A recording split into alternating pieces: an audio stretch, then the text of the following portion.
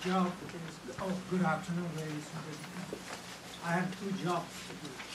One is to introduce USJI, and the second one is, of course, introduce these different speakers. USJI, my first job is to explain the history of USJI in 2 sentences. It was established in April 2009 by the 5 universities in Japan, competing in Japanese universities. And it was NPO, in American sense, registered in Washington, D.C. That is the history of USJI. And the purpose is very clear and very simple, to raise the volume of the opinion of Japan and making English to improve the volume in to raise the voice of the major discussion of political issues. Today we are going to have an interesting discussion on TPP. And our speakers are, our main speaker is Professor Terada, my old colleague. And if I remember, actually 20 years ago, when I was active in Washington, D.C., I chaired a meeting on creating a trade bloc. We have countries, I can't tell you which countries. And it was very difficult. Only 12 countries, small countries, but how many days it took? Almost impossible. And I know what he's going to talk about. I just about 20 years ago.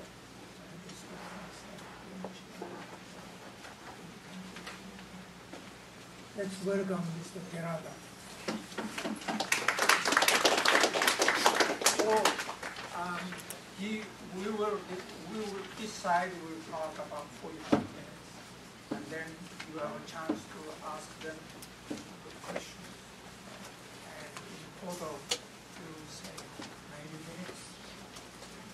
That's the schedule we can have. Thank you. Thank you very much, Professor Abe, and very good afternoon. This is my third appearance at USJI, and again, TPP. This is something which I taught 1.5 years ago here at USJI. And this was just after the Japan hosted APEC meeting in Yokohama, and the United States was preparing for the Honolulu following year. And just between them, what kind of prospect, the APEC or TPP may have. So 1.5 years passed after that. So what's going on?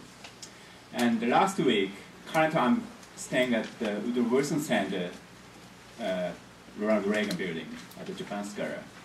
And luckily I was given the funding from the Sasakawa Peace Foundation. And there was a seminar focusing on agriculture and trade. And our panel includes the New Zealand ambassador, Mike Moore, former WTO Secretary General. Again, New Zealand is a part of TPP, and Japan is not yet. At that time, then I focused more on the domestic politics, how the agricultural interest groups have been resisting to the trade liberalization. And again, this is a prerequisite for Japan probably to join TPP. And my role was just to explain some of the misperceptions of Japanese agriculture. For example, you may have, Japanese agriculture sectors has been quite strongly protected with higher tariffs. But, the average tariff ratio of agriculture sector in Japan is just 20%. Rest, Korea, you have just FTA nearly 50%. So what's the problem? And also the nominal tariff ratio for minerals and manufacturing in Japan, it's less than United States, 2.5%, much less than the European Union. But I just added a handful of the sectors in products in agriculture have had huge protected. This means the high price, rice, for example, nearly 800%, sugars, 300. And point is how these higher tariffs could be eliminated. Again, we are talking about FTA. FTA means tariff elimination, not tariff reduction. So 40%, 30%, 20%, the tariff maintenance. It's not usually admitted in FTA, which includes TPP. But my interest is more on the international phenomena which TPP might have. Particularly my interest coming after coming into the DC here. How the US push for TPP or APEC, EFTA, which I explained later on, impact the regional trend.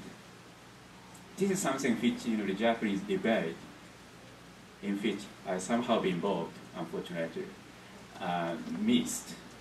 They're always talking about the 21 areas TPP has been dealing with, and most of which are actually pushed by the United States, like labor, environment, insurances, etc. And people in Japan, either pros or cons side, try to talk more about the impact on the domestic economy.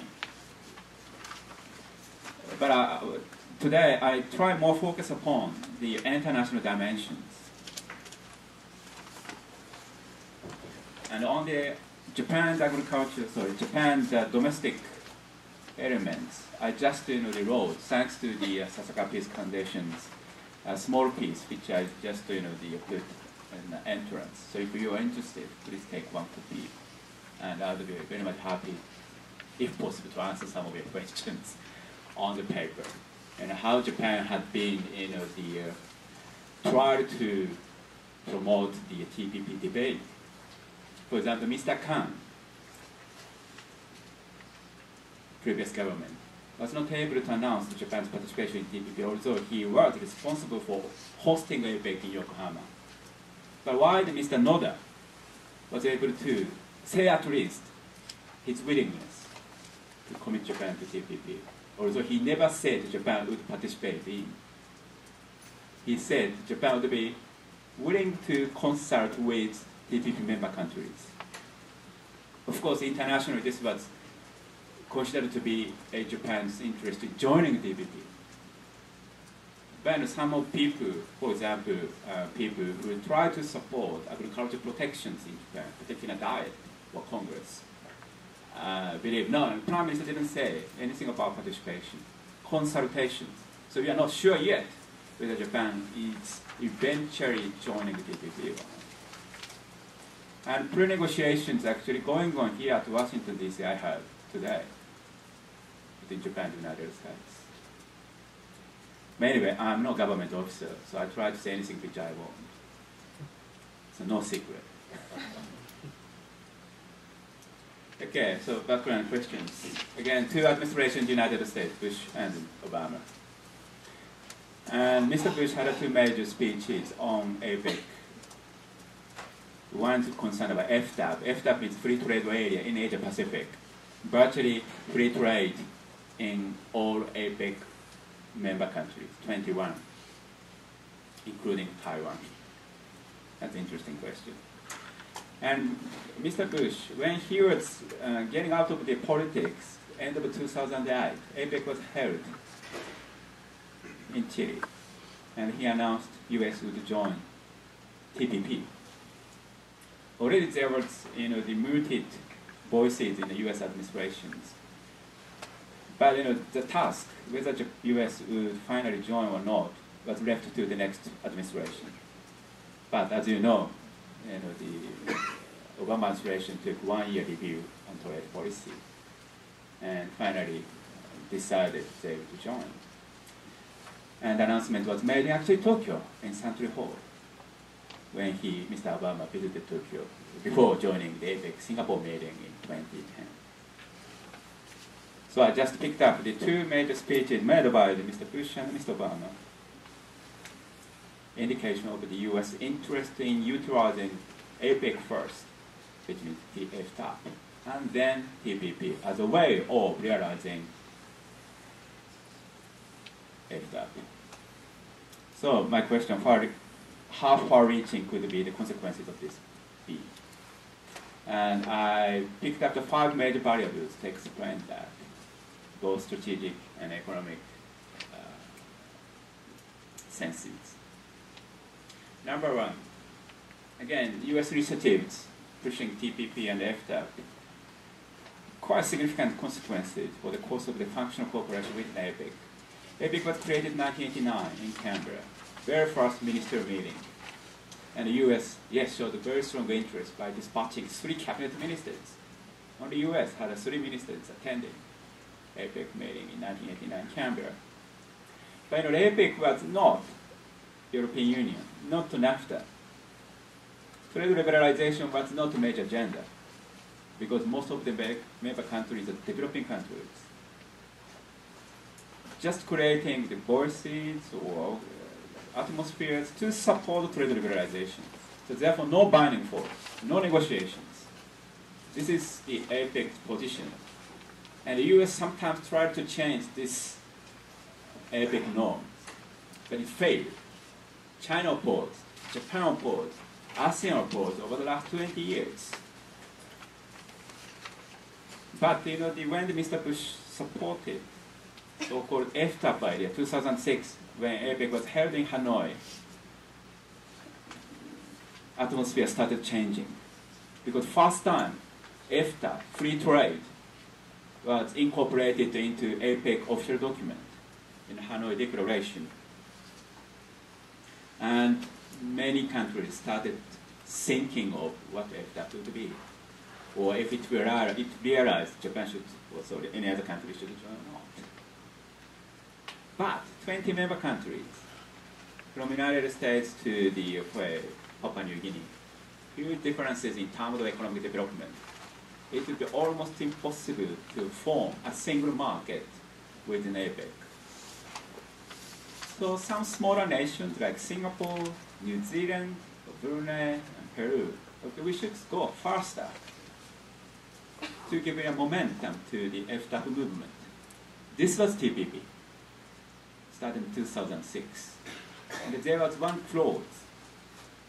TPP would be open to all APEC member economies.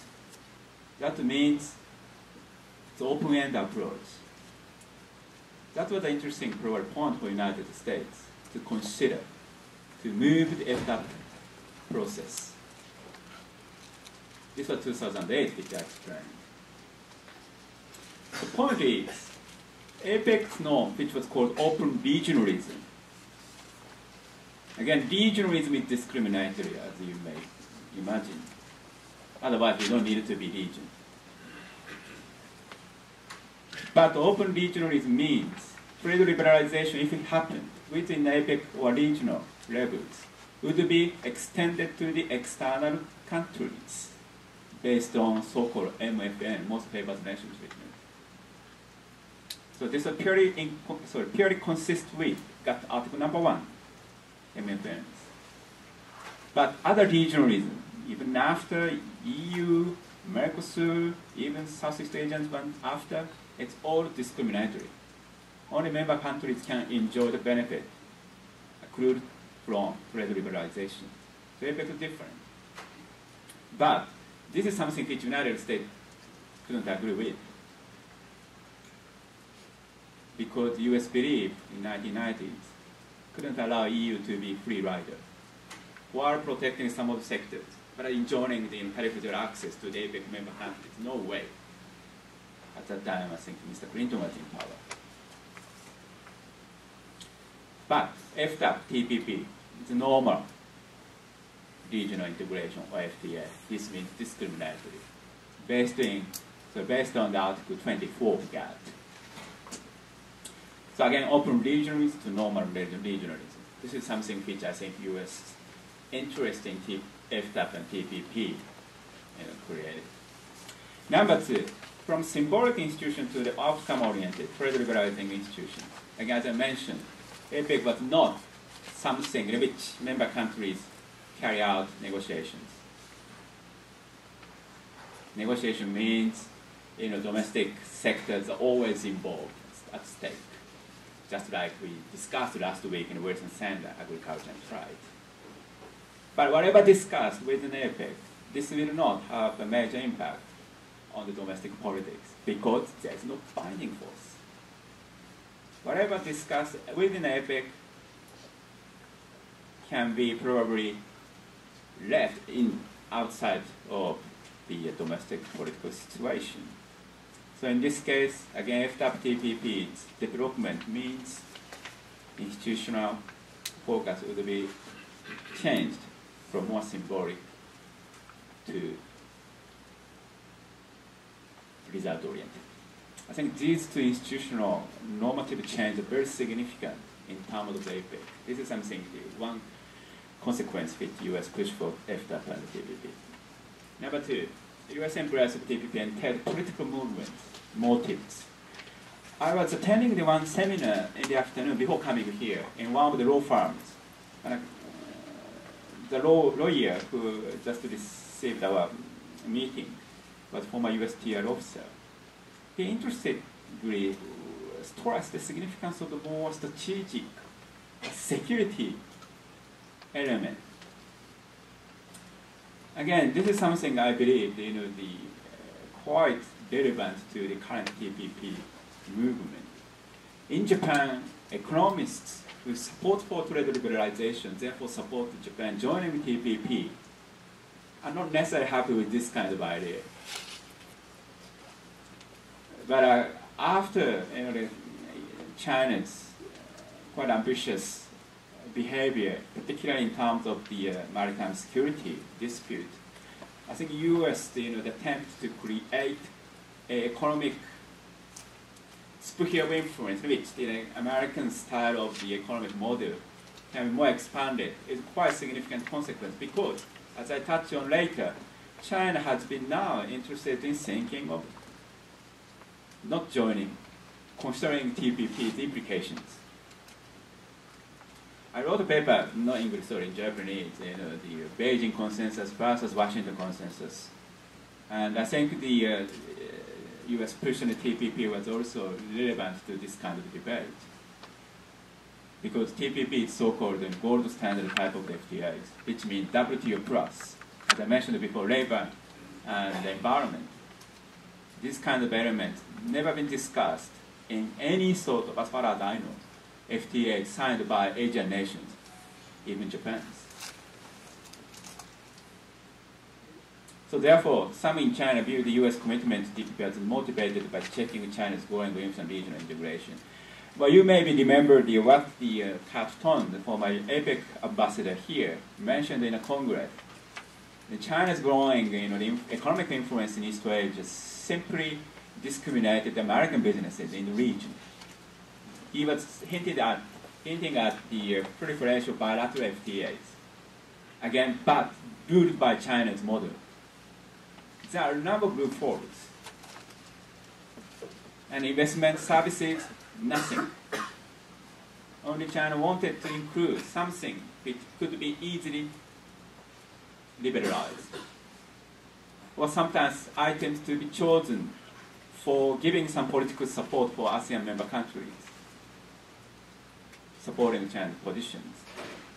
So I think the battles epitomized between Beijing and Washington consensus can be also applied to this debate as well, I thought. Number three, U.S. support TPP has encouraged Japan to seriously consider participating and engaging in regional integration. Of course, interesting question was, if the U.S. didn't push this, Japan would have seriously considered joining TPP or not. Again, this is speculation question. Well, either question could be made. But my position is that without US, probably Japan is not so much considered seriously. And of course, Japan's participation was very significant in terms of the US TPP interest. This was mentioned by the lawyer today. And also, last December, I attended as a panel one conference in Brookings Institution, Japan TPP. And all American participants, including Ambassador Yaiter, who was former USDA Agriculture Secretary, and Wendy Cutler, USDA in charge of the TPP in Japan, mentioned the significance of Japan because of the size of economy. As I wrote here, Japan's economy is twice the size of the 8 countries currently participating in the TPP negotiations with the US. The size was important.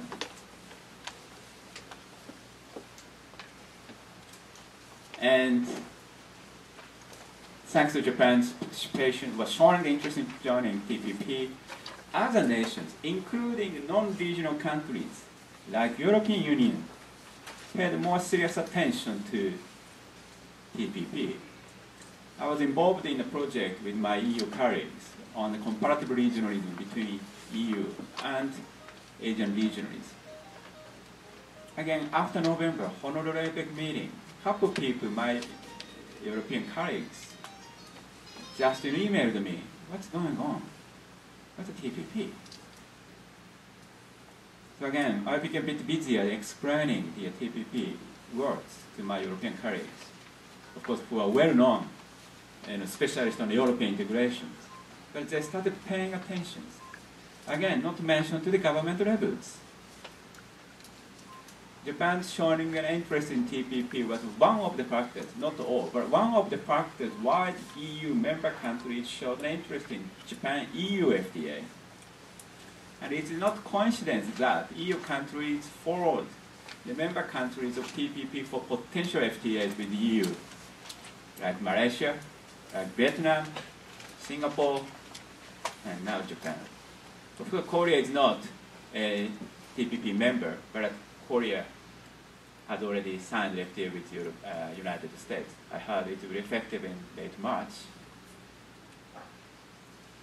So yes, EU shown interest and negotiation with Korea on FTA.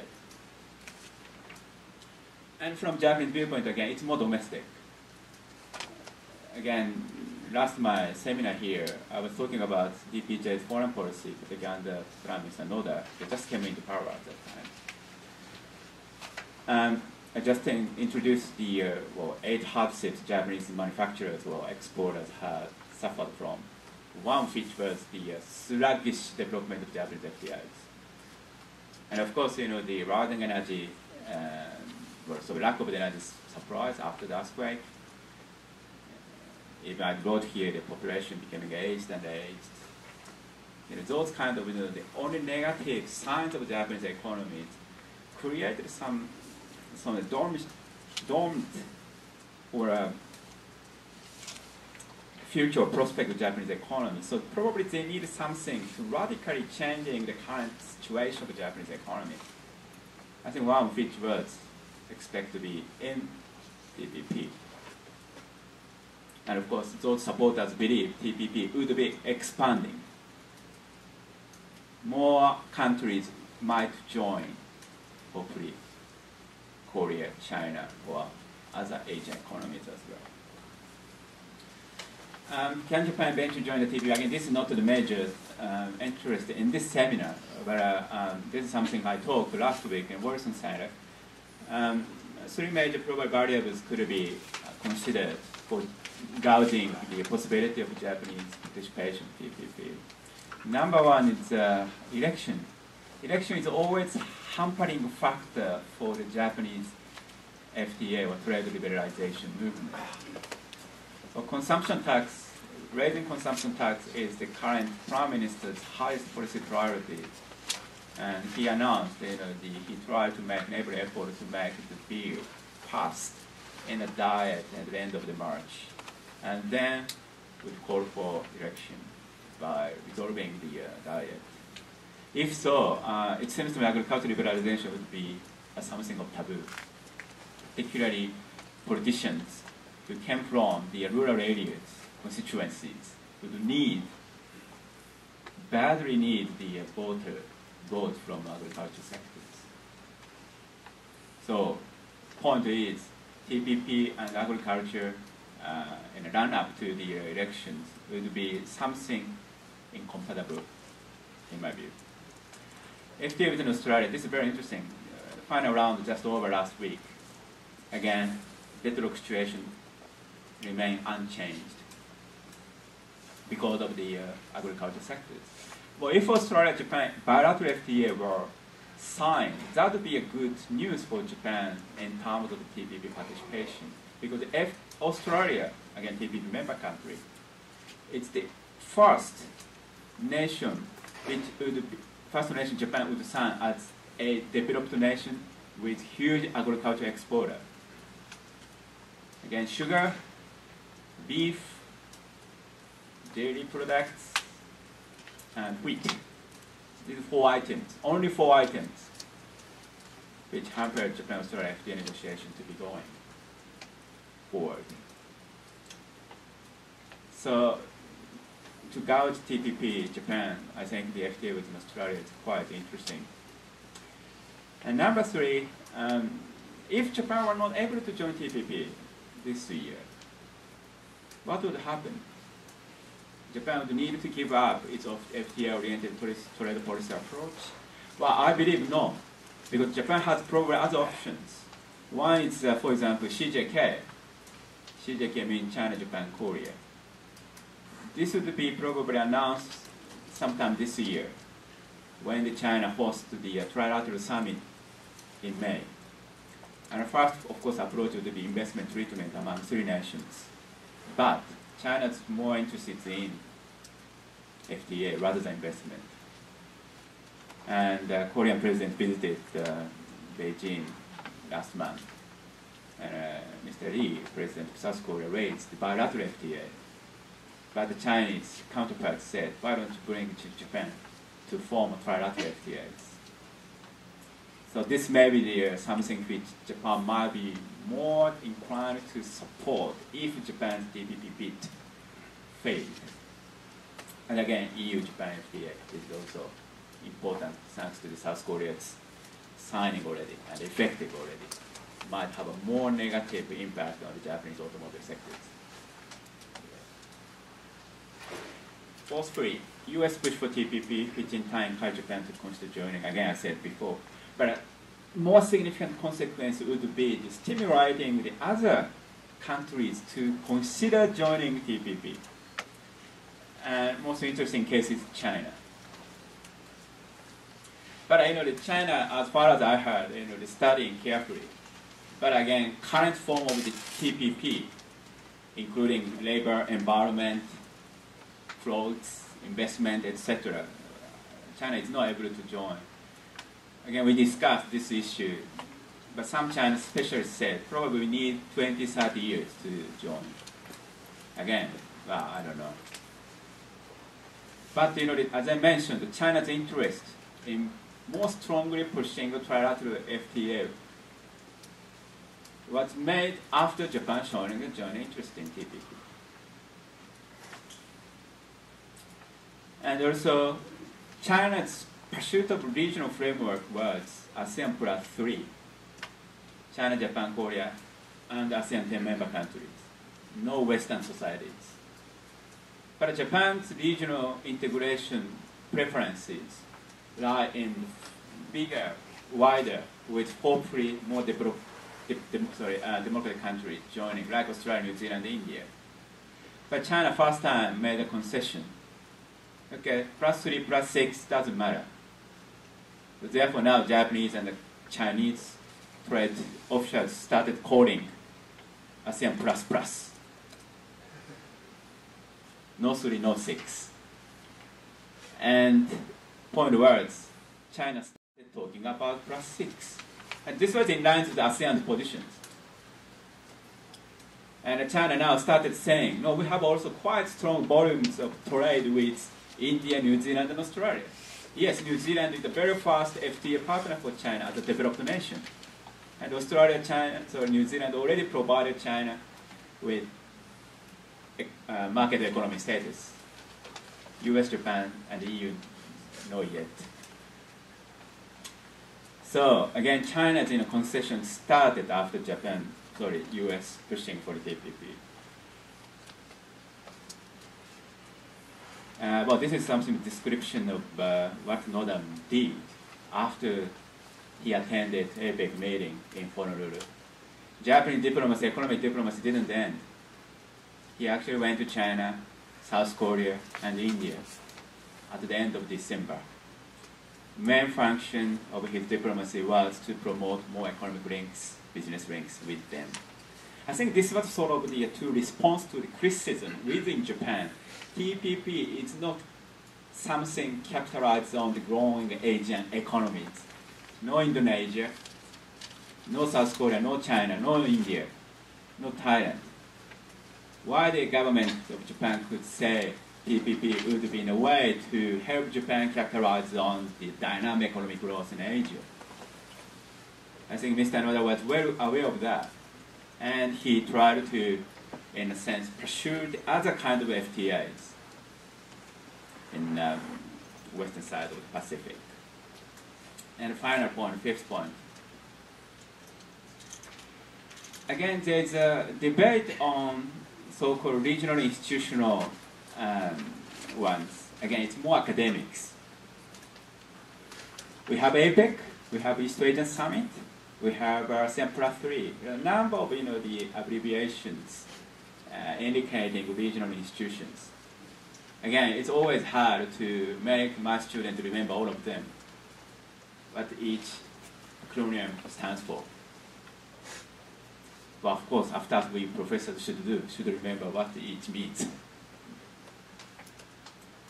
And another way of debate in this context was that, well, what we call the institutional Darwinism. Institutions, we have quite a few number of institutions here, but one specific one probably survived, and others might be distinctive. I don't know whether it's true or not. My position is that each institution have each strong strengths. For example, +3 has more advanced regional financial cooperation with Chenma Initiative multilateralization. ASEAN+6, East Asian Summit. Again, after US push for this, brought the agenda on maritime security into the agendas. Again, which East Asian Summit never had, or any ASEAN type of institution never had it. But after United States joining last year, maritime security in the South China Sea became a quite strong subject. So again, ASEAN+6 or EAS might be more security or political-oriented institutions, while APEC with TPP or FTA might be more trade-driven institutions.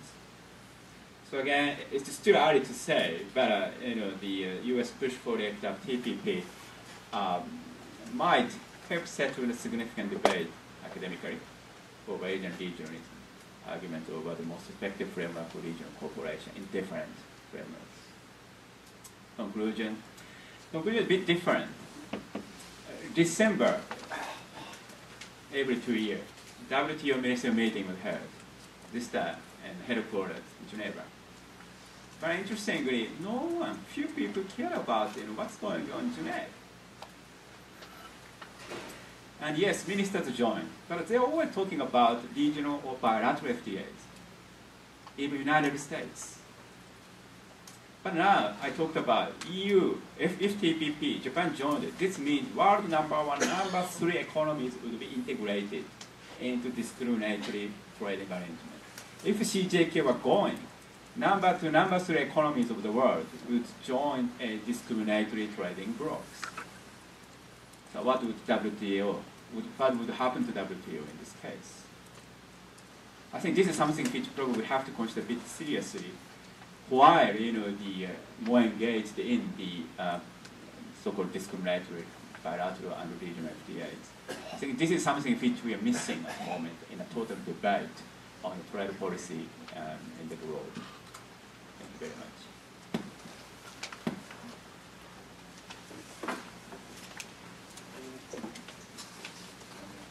Yes. Okay, thank you. First off, I want to thank U.S. Japan Institute Research Institute for this opportunity to speak. And I think it's a great opportunity to, as you put it, raise the volume of Japanese perspectives. I think here in Washington we've heard a lot about the U.S. angle, the U.S. view, the government view, or sector views of TPP and its prospects. But what has been missing to a great extent is how the other parties to the discussion, or potential parties to the discussion, view what's going on. And I think this is interesting, that we'll get to in a moment, given the particular context of the TPP negotiations and how they're proceeding. But before I get into the substance of my presentation, a quick disclaimer.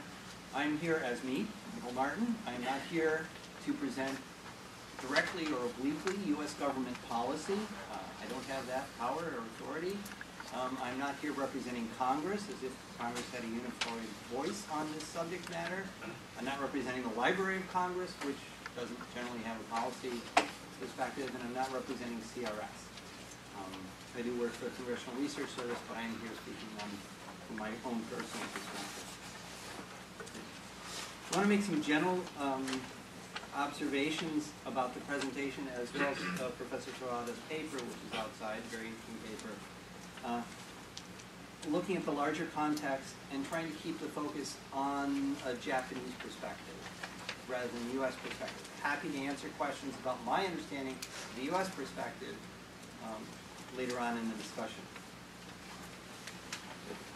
These aren't necessarily in any particular order, just the way they came into my mind after I read the materials and looked at this presentation.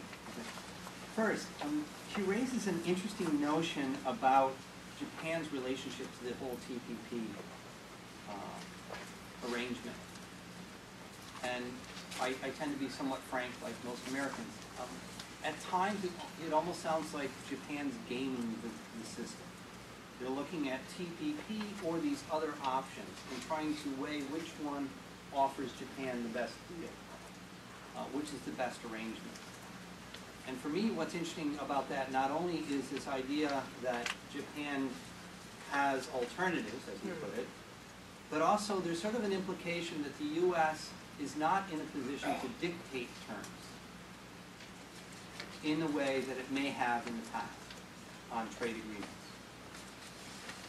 And that's a whole other discussion about, is the situation with TPP and TPP negotiations different than it was with KORUS or other previous trade agreements that the United States entered into?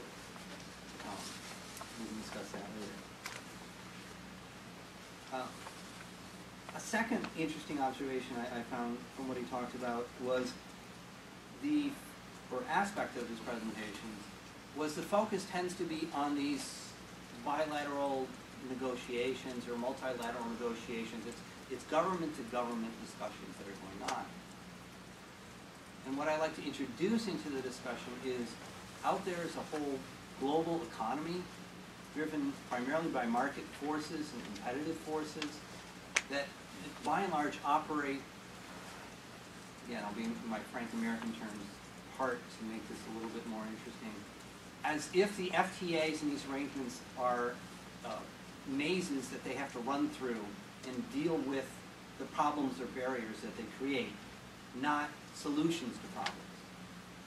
And this is why I tend not to say free trade agreements, because if it were truly a free trade agreement in the ultimate form, it would be about one line long, okay, to say, you know, you can trade whatever you want, there's no tariffs, we're done. But if you look at any of these free trade agreements, they're never that short.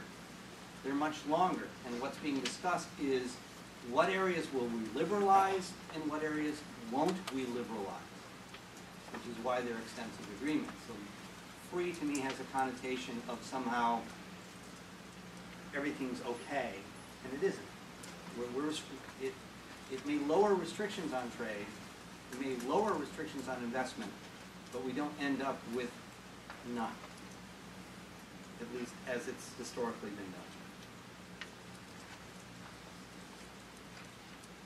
With that in mind, one of the things I find interesting, and he refers to it, since the discussion began about TPP in the framework of APEC and FTAP, I've been asking on multiple occasions, parties involved, explain to me how a binding multilateral trade agreement that only applies to its members fits in with the larger context of APEC, the Goldberg goals, open regionalism, consensus-based voluntarism. And I've never gotten what I consider a fully adequate answer to that question. So to a certain extent, and again I'm trying to be provocative, he talks about the damage TPP may do to the WTO. There's also the damage that the TPP can do to APEC as an institution. It may become increasingly irrelevant in the regional trade context because its framework doesn't match with TPP.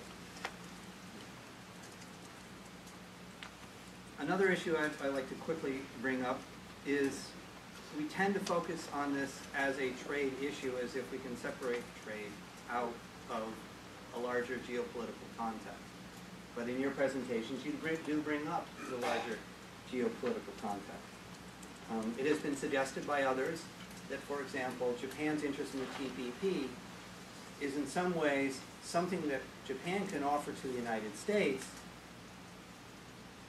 to deal with the fact that other issues like Futenma can't be addressed domestically. So we can't help you here, but we'll help you over here. Okay. So that's another interesting framework in which this has been presented. A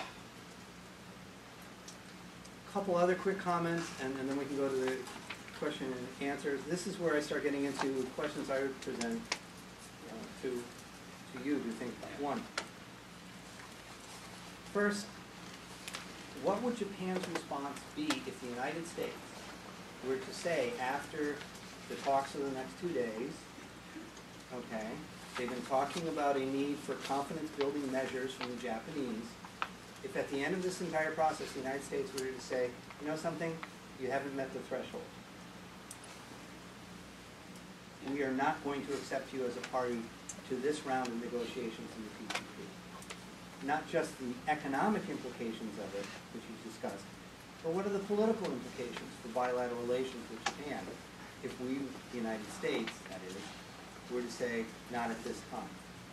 Not never, we probably wouldn't say that, but not at this time. Second, a larger question that is interesting in general, what if the whole TPP negotiation process fails?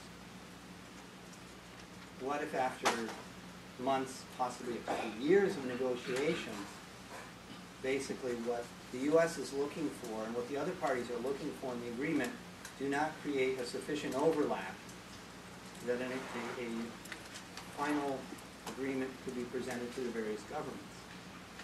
Where do we go? Where does the United States go? Where do the other countries in the region go? There hasn't been a lot of discussion in this, and the current perspective I have on the USTR is this is their plan A, and it's moving forward. But I haven't heard much about a plan B. Okay, what's the alternative to TPP? And then flip it around. What if it succeeds? What if indeed either the 9 parties or the 10 parties or the 11 parties or the 12 parties end up with an agreement? Can it move forward from there? We've already heard about WTO and the damage to that. What would China's response be? Is it, as you pointed out, a framework that China could find itself able to adopt or adapt to? And one of the ongoing problems in that from the U.S. perspective, switching out of the Japanese-centric view, is part of the reason the U.S. has this tradition of the way we negotiate FTAs is we have this thing called Congress, and Congress has to pass a legislation to reconcile the trade agreement with current U.S. trade law. Otherwise, we can't be a party to the agreement, or laws would violate the terms. regardless of party affiliation, administrations have traditionally had a problem going to Congress and asking for the approval of a trade agreement. So they don't want to keep having to go back. We've got the first 9, oh, 3 more joined, here we go, we got to change it a little bit more, oh, well, now we got to change it a little bit more. This idea of an open trade agreement would be a new concept for the United States to deal with, or a relatively new concept. And we don't quite have a mechanism worked out for it. Similarly, I think other countries would run into this problem. How do you deal with the accession of new members to the agreement?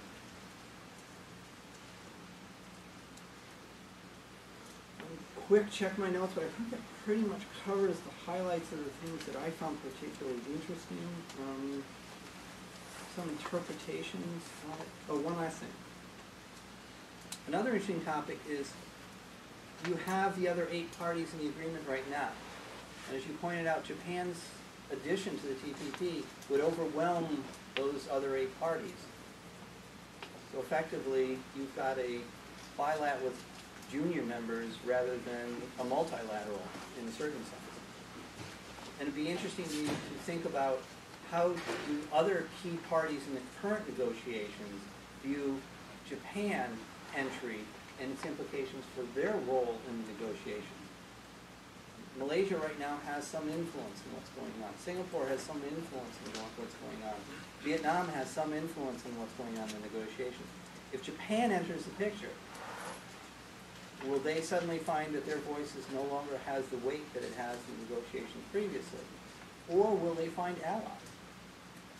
Will they find that Japan, on certain issues, will be supportive of their perspective vis-a-vis the U.S. perspective, or the U.S. pro-U.S. or coalition? So, wasn't that well organized? It was just a bunch of different ideas, but let me start there and then we can have discussions.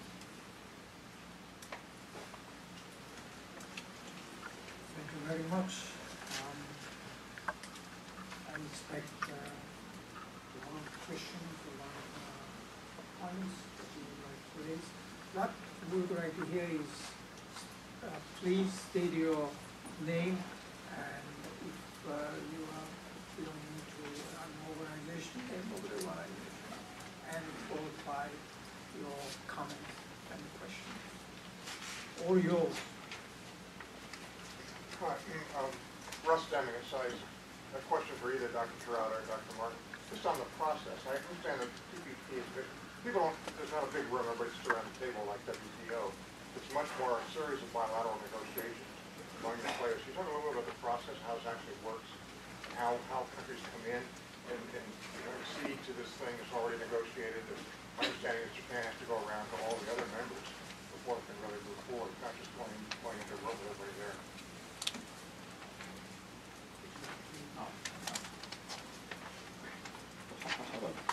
Question raised by my okay, all right. Well, thank you very much for the question. Again, I'm not a government officer, never been involved in negotiations. But what I heard was, again, in terms of getting the entry into TPP, all newcomers need to approval from individually from the TPP member countries. Therefore, just Mike mentioned, the Japan have negotiations with other. Well, not necessarily, some of the countries say, no, Japan, you can join. No problem our side. But Australia, New Zealand, Malaysia, these countries now require Japan to have a sort of a consultation for Japan's entry into TPP. And when it comes to the TPP negotiations, again, the Japanese government officers, even Japanese government officers, never been allowed to join because we are not member of it. So again, I have no idea what's going on to male academics. But some people might be a bit concerned, as far as I heard, that if the membership were expanded, TPP might be a mini WTO in different countries with different areas. And if membership were growing, again, the differences might be also expanded. So this means, the 9 countries at the moment joined. It's different, 21, sections, market access, they have, the 9 member countries come together, discuss, etc. I think TPP is similar to what WTO will do. But again, when it comes to Japan, we have now, need to gain approval from the different TPP member countries. Just concise. It's a little bit interesting because you have an existing agreement with 4 countries. The United States announced that it was interested into negotiating with those 4 countries the formation of a trade agreement. And since then, it's gotten a little cloudier about what's going on. It is not, the United States is not joining the existing agreement. Early on, there was sort of a discussion, and it's basically, no, they're coming up with a new agreement. So you could have a situation at the end of the negotiations that not all of the original 4 end up to be a party to this new entity, although it's being discussed in terms of the previous 4, P4, some people put it, will continue to function. So it's getting confusing. Under the original P4, indeed, to join the organization, all of the existing members have to agree that you can participate in accession talks. So that's what's going on. Negotiations are closed only to approved members of the negotiations, but it's operating, my understanding, structurally very much like any other treaty agreement. There's agreed chapters. There's working groups with representatives from each country working on the chapters. There's presentations of text. Each country looks at the text that's been offered on the table. They bracket off what is open for discussion, what they want to discuss further. It's the usual tedious free trade agreement type negotiation process. One of the ways the Japanese government tries to persuade the opponents is actually, for example, to promote the trade liberalizations in countries with which Japan has already FTA, like Vietnam. Automobile sectors, 90% tariff ratio in bilateral levels. Again, no way for Japanese manufacturers to go over there. But in this case, the Japanese government expected, the Vietnam probably to negotiate again with Japan to reduce something which Japan wants to see. Again, automobile sectors, 90%, 80% of the tariff ratio is almost embargo. So certainly market access area, which I think Mark explained, particularly in terms of the U.S., again, not interested in the negotiations. But when it comes to so-called we call horizontal issues, just like creating the region standard for the supply chain and rule of origin, etc. This is something which is very interesting, and many countries now joining, together to form. Otherwise, we couldn't have it. Region-wide, rule of origins. Bilaterally, it's impossible. So I think it depends on the areas.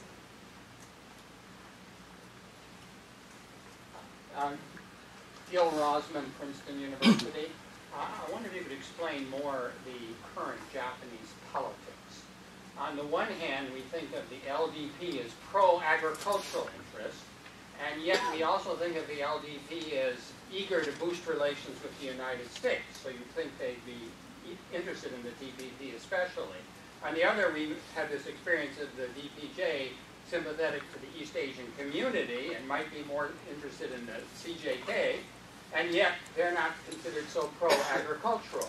So how do you put together the discussion in Japan now among the political forces? Thank you, Professor. Let me answer the second question first.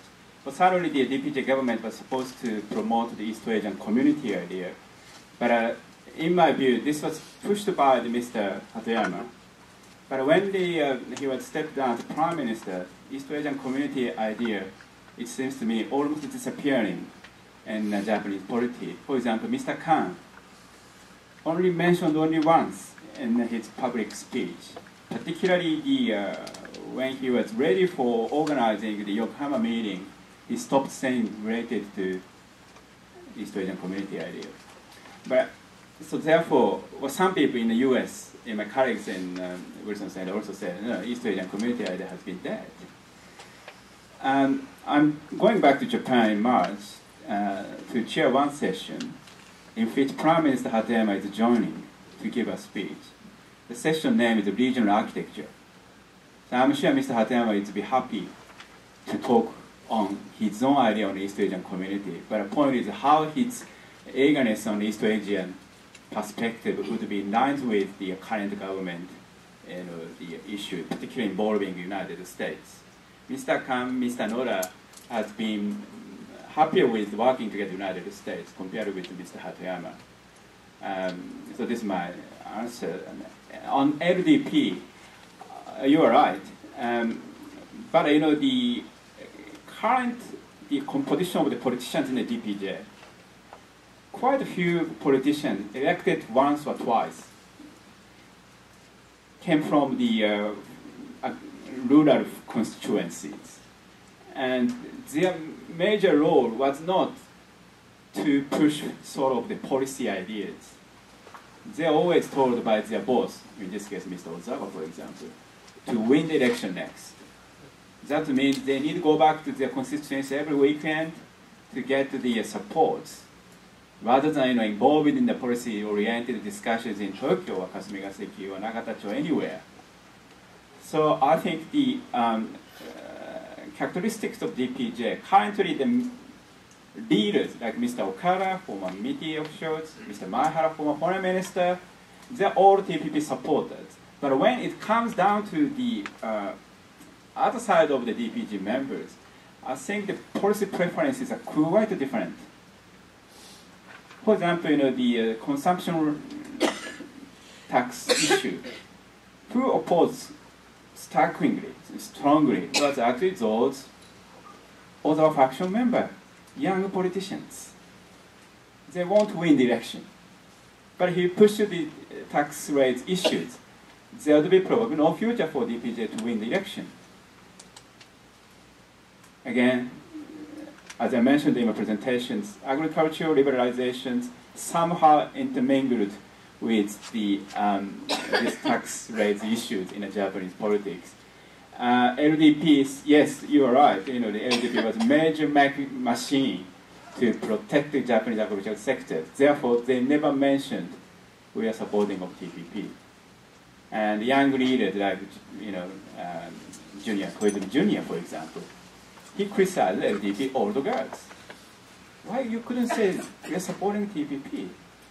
This is a way of winning elections next to distinguish LDP from DPJ. But currently LDP couldn't never mention we are supporting a TPP officially. Matt Kessler, University of Maryland, and Producing Institute. Michael Martin mentioned the complication of congressional action if you have a constantly expanding, constantly changing agreement. Of course, that assumes we get that far.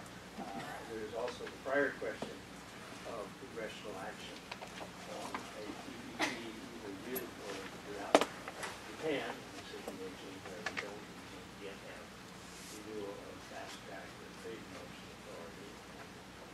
I guess the question I would make this into a question is for Michael Martin, but maybe for President Kurata as well, in terms of his own perception, is how do you think the addition of Japan changes the politics of getting congressional approval for TPP? And I could see it cutting either way. 15 years ago, I would have said to make it much harder. Everybody would say, and it's not really open, and we just reduce our foreign barriers, and Japan will still have these invisible trade barriers. So that would have been the line. But now with Japan relatively weaker and concerned about China relatively greater, I could see it cutting the other way. People saying, when you bring Japan in, this is something really substantial. If we're talking about balancing China, that, it's one thing to have these other smaller countries, but then if they have Japan too, that's really something. I don't know whether there's been enough, in terms of your consultation, so there's enough evidence to make you even speculate about which, and what goes beyond your CRS mandate, predecessors, colleagues at CRS are all Well, I quite cannot good talk about about directly my conversations with members of Congress or the staff with respect to Fair it. enough. That's a confidentiality issue that could get into legal trouble. But So you let's might not be- go there. You might be Okay. able to make general statements. But there are some, general there is some evidence out there. There was some indication, for example, I don't remember the specifics, but there was a hearing about a month or two ago It was about TPP. Right. And this was in the context in which Japan is having consultations or discussions. We generally don't say negotiations because it gets confusing to people. But consultations or discussions about possibly participating. The hearing was about TPP and the ongoing negotiations. And if you look at the transcript, the vast majority of the time it's talked about the implication of Japan joining the TPP. So there wasn't discussion about the other parties and what the issues are. It just quickly got taken over by the Japan issue. And afterwards I talked to some colleagues and I'm like, well, that's kind of interesting because since they're technically not part of the process, it's a hypothetical, it's a speculative, but it caught a lot of congressional interest. Analytically weighing it, I'm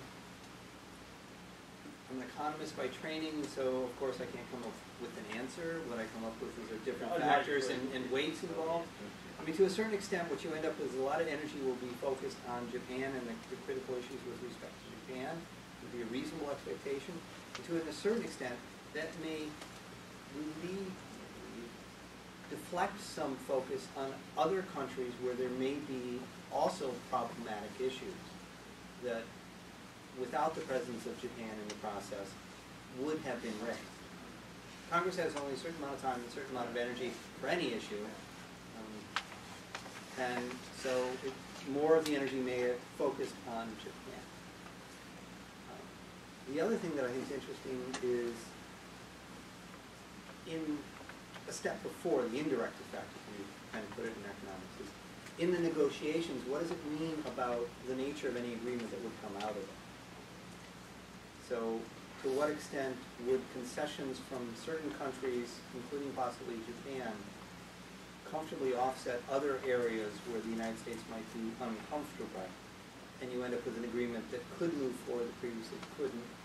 Or alternatively, because not enough is being obtained from Japan, push goes on to other countries, you end up with an agreement with the other country. You end up with these spinning out scenarios. But what I'm trying to emphasize, and what I sort of hinted at the beginning, is I'm hearing from multiple sources that this one's a little bit different.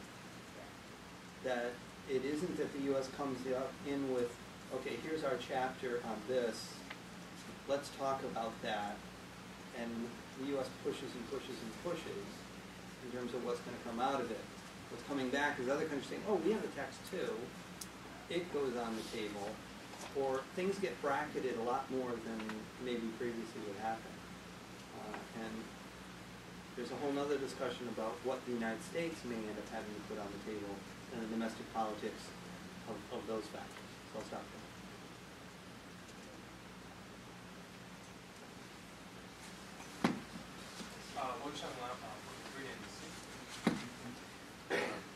I understand that already a few TPP countries have said yes to Japan joining TPP.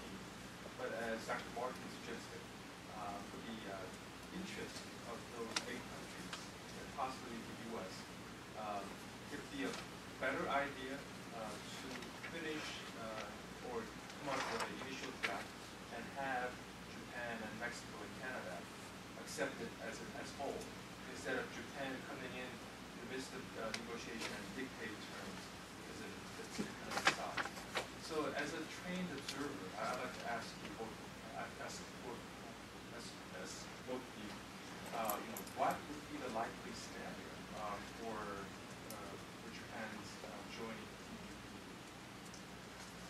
Look, Japan's position is quite clear. Just ride on the car before everyone joining, so that Japan's influence may be exercised within the car.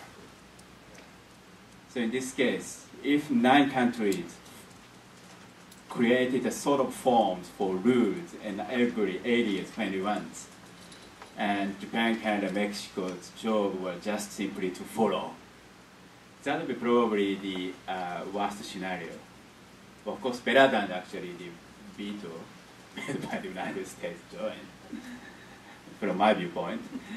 So therefore, I think the supporters always say, the movement on the part of Japan should be more accelerated So in this case, some people say U.S. presidential year this year might be good for Japan because probably few might be moving. Because people could say something on, for example, losing jobs through the free trade area, etc. So again, yes, timing is quite serious considerations on the part of Japan. Best scenario, yes, if Japan joined, some people say negotiation would be delayed because, for example, Japan tried to get the more exceptions and terms in terms of agricultural liberalization, etc. And this was already mentioned by New Zealanders, some people, and the member countries. But on the other hand, this is also my question to some of the my answer to the question raised by Mark.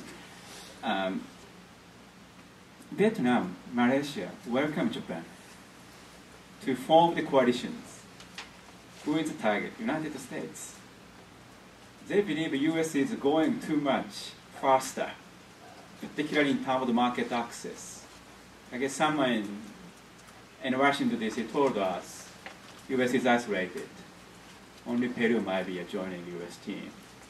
Other than 7 countries are not necessarily happy with the speed at which the United States created in terms of market access negotiations. So if Japan joined, what would happen? Probably, yes, negotiation might be so much accelerated, theoretically speaking. Again, good maybe for the other members, but probably bad for the United States. But again, I'm not so sure because I'm not a specialist in U.S. politics. How do the the presidential election affects the TPP negotiations? This is something probably you could answer on behalf of me. Real quick, just not a direct answer, but an indirect answer, and it feeds on what he said about the year we're in and the political environment. We are effectively at the end of February. There's an election in November in the United States. By tradition, Congress goes into recess as far in advance of that as they possibly can, so they can campaign. So you have a Congress that their window where they can do effective work is sliced up into pieces right now. We have the Easter recess that's coming up in a month. We have another one in the beginning of May, another one in the end of May. We have the 4th of July. So you've got these small windows of time, and there's a whole budget that needs to be approved. There's other domestic political issues that need to be done. Hypothetically speaking, if you had a trade agreement to present to Congress in the formal presentation starting this 90-day clock for consideration, you can start counting days, and you have to see when it would have to be presented to be done before the election environment. And then there's the question politically, would the administration want to do that? Bring this issue, potentially contentious trade agreement and reconciliation legislation, just before an election? Okay. Or do you wait after the election, see what the nature of the new Congress will be, and strategize based on that? The other aspect also with respect to that is we don't have fast track, we don't have trade promotion stories. So right now, in the consultations that are going on, it isn't 100% clear what the congressional opinion is. So USTR does not have clear marching orders as they may have had in the past. So it's a bit more of an iterative process. Now, I know that USTR is pushing to try to finalize this agreement as quickly as possible, but there's a lot of feeling of observers on the Hill that it actually may be better to wait until 2013, which may give enough time for Japan to be not only agreed to as a party, but also brought up to speed on where the status is of the negotiations and start participating as a full participant.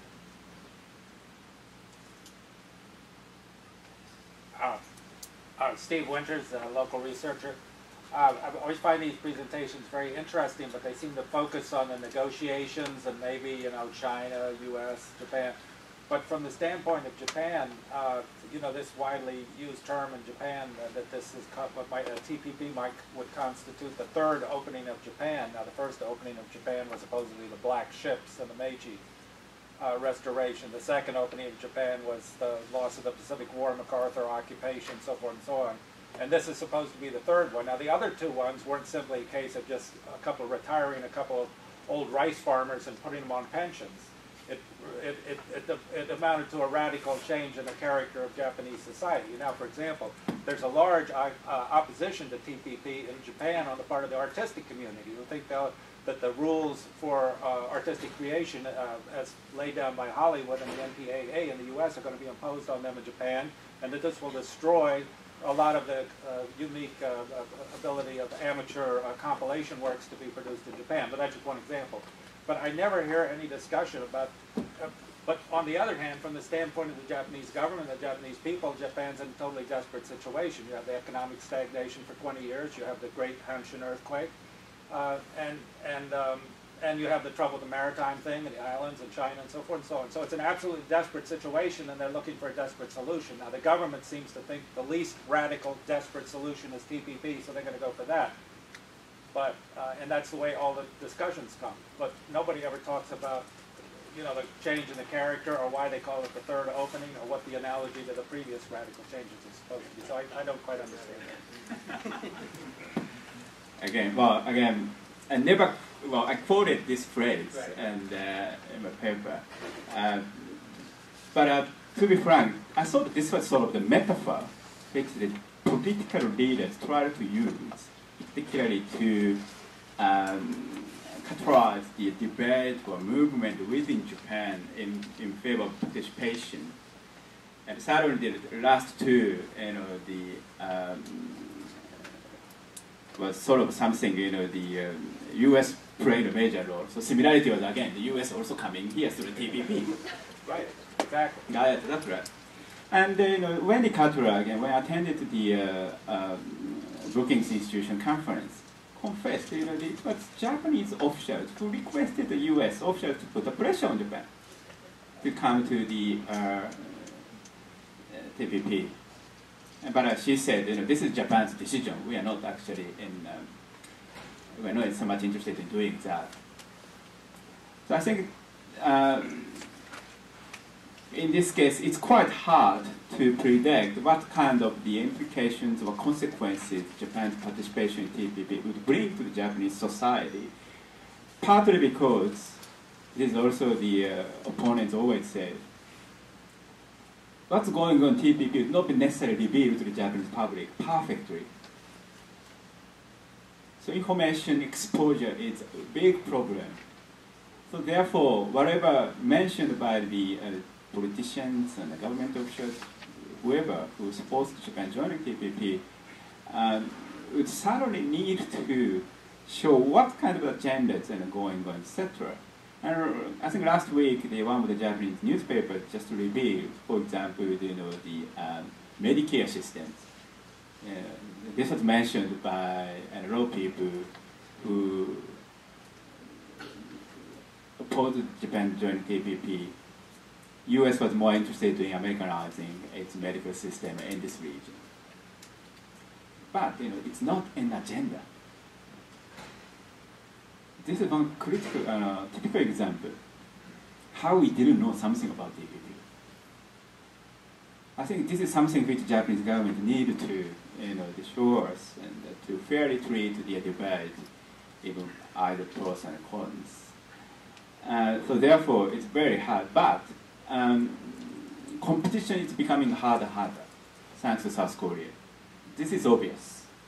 And many companies, manufacturing, is now thinking of getting out of the country to create their own products. Typical example is Toyota. Toyota is now thinking of coming to the United States to export some of their brands to South Korea using Chorus. And another chemical industry is already set up the big factory in South Korea to utilize South Korea's FTA to EU, USA, and other countries. only 60% of Japanese, the trade volumes are covered by FTAs at the moment. Joining TPP, it seems to me, not necessarily help drastically change this composition on the USA. But hope is that TPP might be expanded with other countries. I think someone mentioned, Korea might be joining easily. Fine. We never had the FTA signed yet with South Korea. China either. I'm not sure how the triple FTA going on. It would probably take some time as well. So in this case, creating a market without barriers would be certainly we could get through the joining TPP, but it's quite difficult at the moment to get judged. This is my answer. So therefore, to be more exact, third opening opportunities, I think this is simply exaggeration. I would like to have last. I have 4 hands. Okay, I would like to limit to the 4 hands because I would like to give him last chance to answer to Mr. Martin's couple of questions. Okay, let's go from right to left. Yes. Thank you. Tim Johnson, an attorney, recently returned from working in Tokyo. For Professor Terada, I'd be interested, and maybe this is addressed in your paper, in hearing more about your thoughts on Prime Minister Noda. He seems like someone who, maybe compared to his immediate predecessors, is able to get some things done. He's able to go out on a limb. Is he different? Is he perceived differently? Is he special? Talk a little bit more about him. And then for Michael Martin, time permitting, if you could just maybe talk about 1 or 2 of these issues that could get buried by Japan's participation that are lurking out there.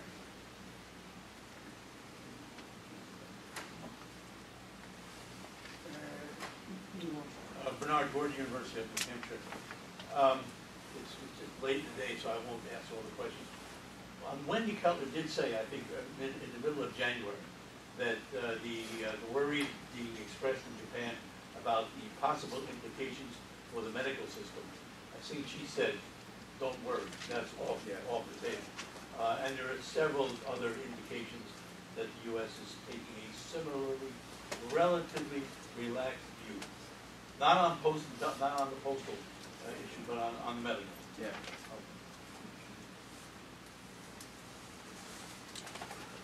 Yuki Mamura, Washington Surgeon Group. I want to take a look at. I want to take a look at the other perspective of this issue. That is the capability of the negotiation by Japanese either government or Japan, which means an argument between pro TPP and anti-TPP in Japan is that pro TPP says, look, this is still kind of the pre-negotiation stage, which is a kind of fact-finding or soul-searching before they decide whether they will join or not. But the question here is there any power or negotiation of the Japanese side to convince that they could either quit after the soul-searching or fact-finding, or they'll join, because anti-TPP group says, look, if you look at the Japanese capability of negotiation, how could Japan can really say no or quit after soul-searching and fact-finding? So I just would like to know how you feel about that. Thanks. The last one. Okay. Since you asked, when the Cold War ended, there was a sense of the world coming together. And I take the first point there about the damage this could do to WTO. Notice the countries that are not being included. Russia, China, they have BRICS. If we emphasize these regional trade routes, do we run a risk of the world dividing again rather than unifying? the last one. I'm sorry. Thank you.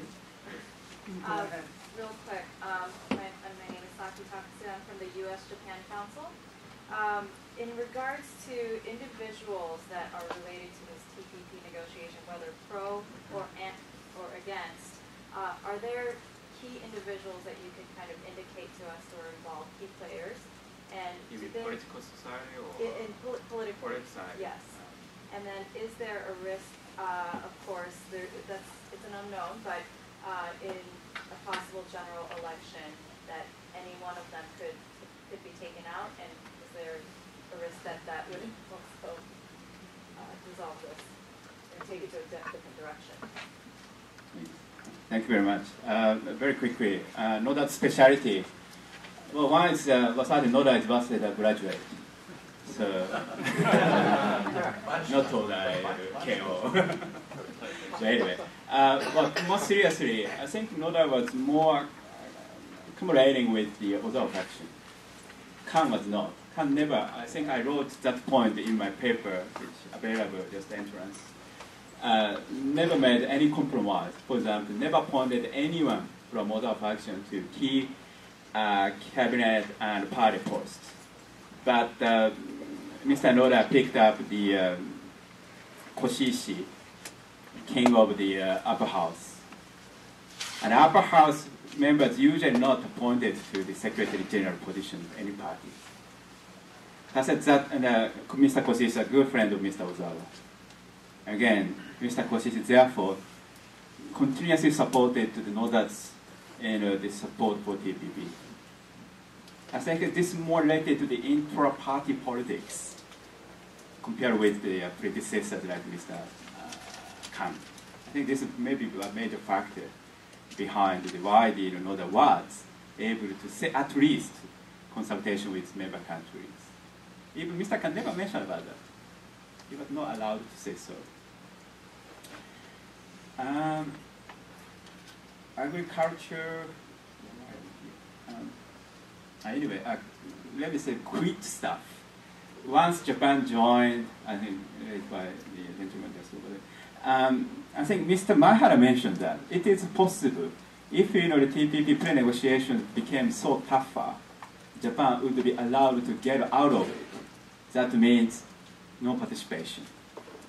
Decision made by Japan itself. I think this idea was actually given by the Mr. Goh Chok-tong, former Singapore Prime Minister, who was the creator of TPP in 2006. But when I heard, again, my personal views, I thought it was an absurd idea. Because Japan showed interest in joining TPP, therefore pre-negotiation was taking place. But Japan, yeah, okay, I cannot do it. That would damage the Japanese image in the long run. Again, Japan was in a sense believed to be a free trade believer. And Japan had received massive benefit in a post-war period, thanks to U.S. opening the market, accepting the Japanese other Asian products. That certainly helped the Asian, including Japan's economic growth. But this kind of image would be simply destroyed, and Japan would be probably named as a free trade country. I think that kind of the image should not be created by saying, no, we are getting out of it. I think that would be no future.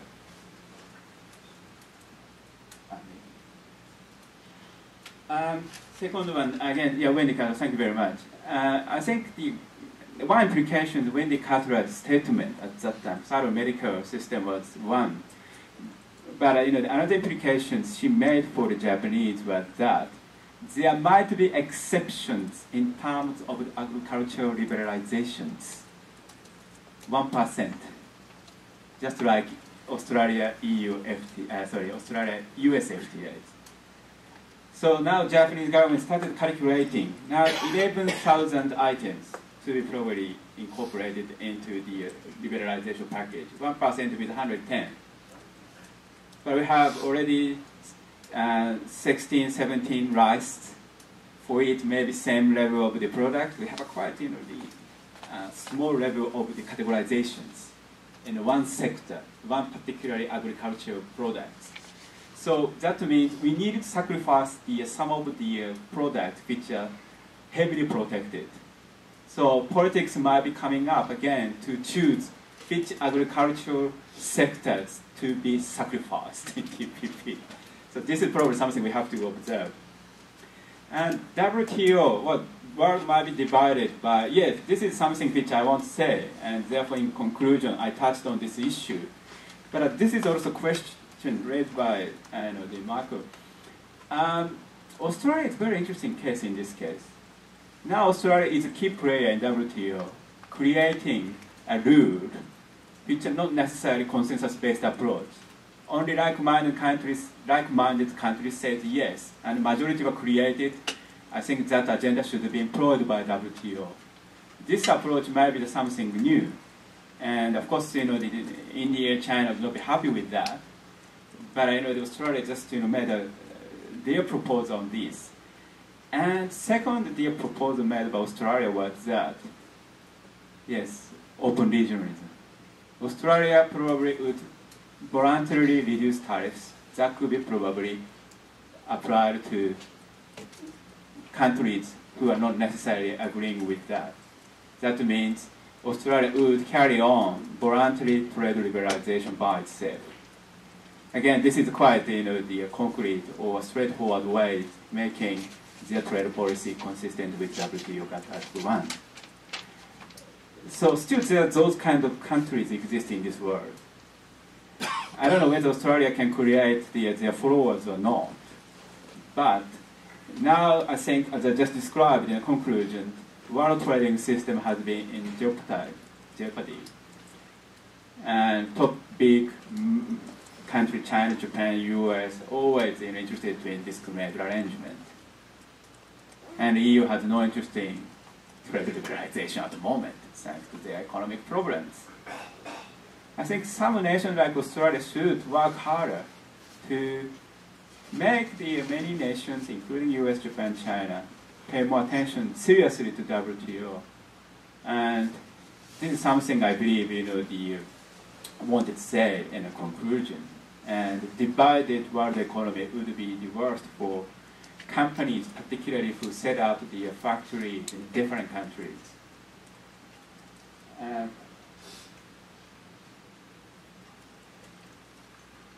Who would be the key political figures? Obviously, Mr. Noda. Mr. Maihara is a former foreign minister, but in charge of the Policy Affairs Council as a chair. And Mr. Okada, Deputy Prime Minister, he was former MITI guy and pro FTIs. So party and key cabinet members are very TPP, pro-TPP politicians. Of course, agriculture ministers, well, they need to say no because of their portfolio. But it may be related to their political positions within the party as well. Maybe it's similar to the US as well. So I think, as I mentioned in my last seminar here, just looking at the cabinet memberships, I expected this is very pro-TPP cabinet.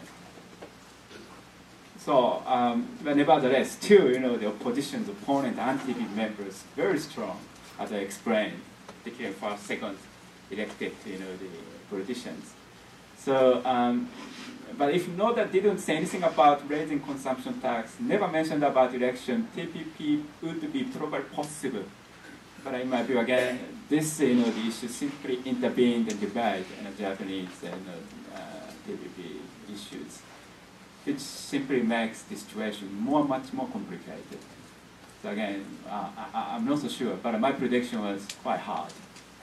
If election coming in, for Japan to say yes, joining TPP. Finally, if TPP, it was a US vetoed Japan to join TPP, well, probably taking more actions on alternative frameworks, CJK, East Asian frameworks. There was no choice. But I think the US really want Japan to join this case, not because of not only because of its own economy, but also the world politics, which I just explained. China's influence in East Asia is so big. Whenever I visited ASEAN nations, China, Korea, they're always talking about China. So therefore, I think one of the ways Japan tried to bring more TPP would be also to keep its influence in the regional politics as well. It's more international politics rather than international economics. If TPP failed to come up overall, again, I hope, this is my hope, no predictions, many nations would come back to the basics, WTO. Okay. Thank you very much for very good discussion, and I will see you in other occasions.